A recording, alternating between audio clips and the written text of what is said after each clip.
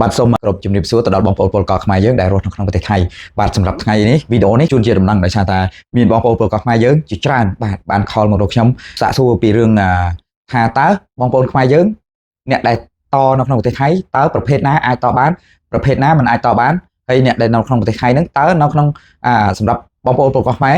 យើងអាចនៅក្នុងប្រទេសថៃបានយូរប៉ុណ្ណាបាទអញ្ចឹងខ្ញុំវីដេអូនេះខ្ញុំសូមលើកពីតែមួយ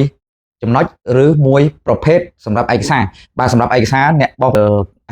លងទ្វារបាទចុះមតិនៅក្នុងថ្ងៃទី24ខែកញ្ញាឆ្នាំ2024បាទអញ្ចឹងបងប្អូនដែលលងទ្វារតាំងពីថ្ងៃទី24ខែ9ឆ្នាំ2024កន្លងនៅក្នុងប្រទេសថៃ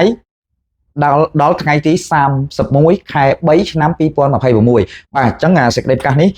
មានទាំងអស់4សញ្ជាតិបាទ4សញ្ជាតិដូចជាវៀតណាមឡាវកម្ពុជាហើយនិងភូមាបាទអញ្ចឹងសេចក្តីប្រកាសនេះបានធ្វើរួចរាល់ហើយតែសេចក្តីប្រកាសចុងក្រោយចាប់ពីថ្ងៃទី2ខែ12ឆ្នាំ2025នេះបាទថ្មីម្សិលមិញនេះបាទខាងនាយកក្រសួងកាងារដូចអ្នកស្រីត្រីនុតបានបញ្ជាក់ច្បាស់មកហើយថាអ្នកដែលអាចបន្តចាប់ពីថ្ងៃទី31ខែ3ឆ្នាំ2026នឹងទៅអ្នកដែលអាចតបានគឺចំពោះតែសញ្ជាតិឡាវភូមាវៀតណាមបាទអញ្ចឹងឡាក់វេនដូចថាអត់មានខ្មែរអត់មានសញ្ជាតិខ្មែរនៅក្នុងនឹងបាទអញ្ចឹងអត់ទាន់បានបញ្ជាក់ច្បាស់ទេថាតើគេតឲ្យឬមិនតឲ្យបាទតែសេចក្តីផ្ដល់ដំណឹងនេះគឺជាខ្ញុំសូមផ្ដល់ដំណឹងសម្រាប់បងប្អូនយើងដែលមានវីសាដាច់ថ្ងៃទី31ខែ3ឆ្នាំ2026ហ្នឹងយើងត្រូវត្រៀមលក្ខណៈបានត្រឹមត្រូវយើងបើមានការងារនៅខ្មែរមានការងារនៅស្រុកខ្មែរយើងអាចត្រឡប់ទៅធ្វើនៅស្រុកខ្មែរក៏បានតែបើសម្រាប់បងប្អូនយើងដែលថាចាំធ្វើឯកសារចាំធ្វើការងារសិនអញ្ចឹងចាំដល់គៀកបាទដល់គៀកអញ្ចឹងខែ2ចុងខែ2ឬពាក់កណ្ដាលខែ3យើងត្រូវត្រៀមលក្ខណៈទាំងអស់ហ្នឹង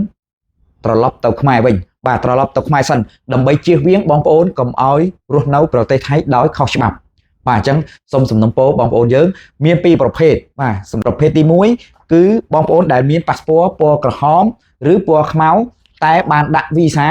នៅក្នុងប្រទេសថៃដាច់ថ្ងៃទី31ខែ3ឆ្នាំ2026បាទអញ្ចឹងបងប្អូនមួយប្រភេទទៀតធ្វើឯកសារដូចគ្នាដាច់ថ្ងៃទី31ខែ3ឆ្នាំ2026ដូចគ្នាប៉ុន្តែមិនទាន់មានកម្ពុជាប៉ាសពតសម្រាប់វីសានោះទេបាទអញ្ចឹងបានន័យថាបានធ្វើតែឯកសារបានអនុញ្ញាតធ្វើការបាទអញ្ចឹងអត់ទាន់មានវីសាទេអញ្ចឹងបងប្អូនចំណោមទី2នេះគឺមុននឹងថ្ងៃដាច់ថ្ងៃទី31ខែ3ឆ្នាំ2026សូមបងប្អូនរកមធ្យោបាយដើម្បីធ្វើដំណើរត្រឡប់ទៅប្រទេសខ្មែរសិនបាទដើម្បីជៀសវាង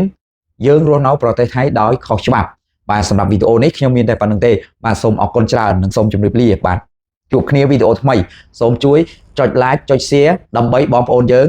ឲ្យបានដឹងដំណឹងនេះផងបាទសូមអរគុណច្រើន